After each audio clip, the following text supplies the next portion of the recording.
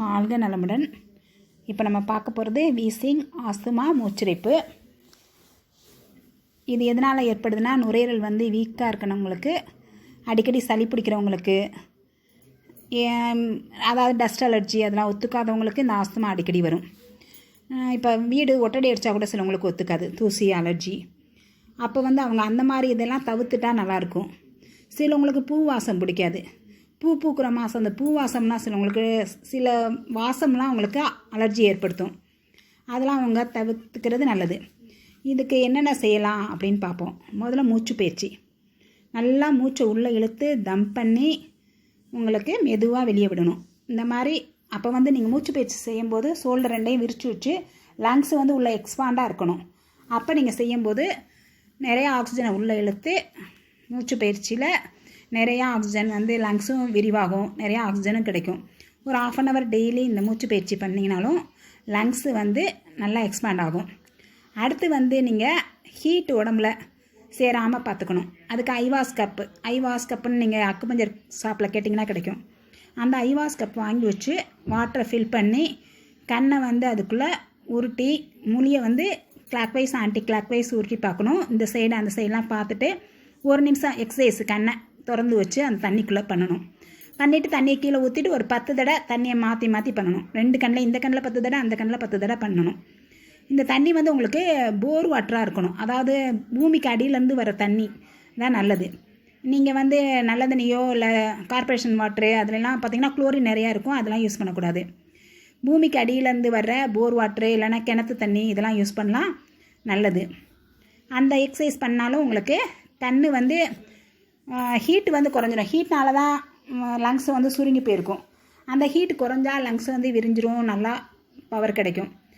அடுத்து வந்து உங்களுக்கு எப்படி மீன் வந்து இது உடம்பு வழியாக ஆக்சிஜனை, நீரில் இருக்க ஆக்சிஜனை எடுத்துக்குதோ அதே மாதிரி கண் வந்து தண்ணியில் உள்ள ஆக்சிஜனை உறிஞ்சிக்கிறோம். அதனால் உங்களுக்கு டெய்லி நீங்கள் ஐவாஸ் கப் பண்ணிங்கனாலும் இந்த வீசிங் இருக்கவங்களுக்கு அன்றைக்கி பூரா நல்லா ஃப்ரீயாக இருப்பாங்க. அடுத்து வந்து நீங்கள் ஷவரில் குளிக்க போகும்போது ஷவரில் கீழே நின்றுக்கிட்டு தண்ணியை வேகமாக கண்ணில் அடிக்கணும். கண்ணில் அடிக்கும்போது நம்மளுக்கு மூச்சு விட முடியாது இல்லையா, மூச்சு தம் பண்ண வேண்டியது வரும். அப்போ வந்து கண்ணில் வேகமாக நீங்கள் தண்ணி அடிக்கும்போது ஒரு மாதிரி மூச்சு திணறும். அப்போ விட்டுறணும். விட்டுட்டு திரும்ப செய்யணும். இந்த மாதிரி ஒரு 5 தடவை நீங்கள் ஷவருக்கு கீழே நின்று குளிக்கும் போது ஒரு 5 தடவை இந்த எக்ஸசைஸை பண்ணிங்கன்னா உங்களுக்கு லங்ஸும் எக்ஸ்பேண்ட் ஆகும், மூச்சே வாங்காது.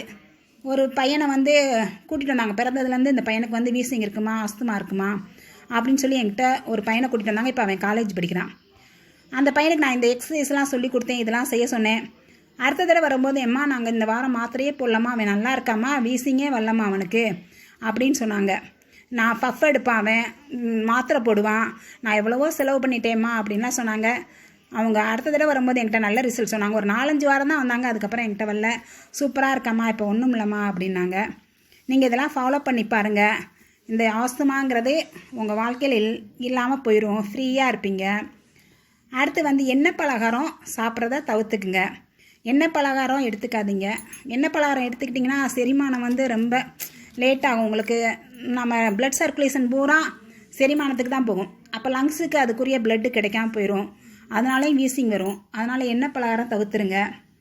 அடுத்து வந்து நீங்கள் முருங்கை விதைன்னு சொல்லிட்டு நாட்டு மருந்து கடையில் கேட்டிங்கன்னா கிடைக்கும்.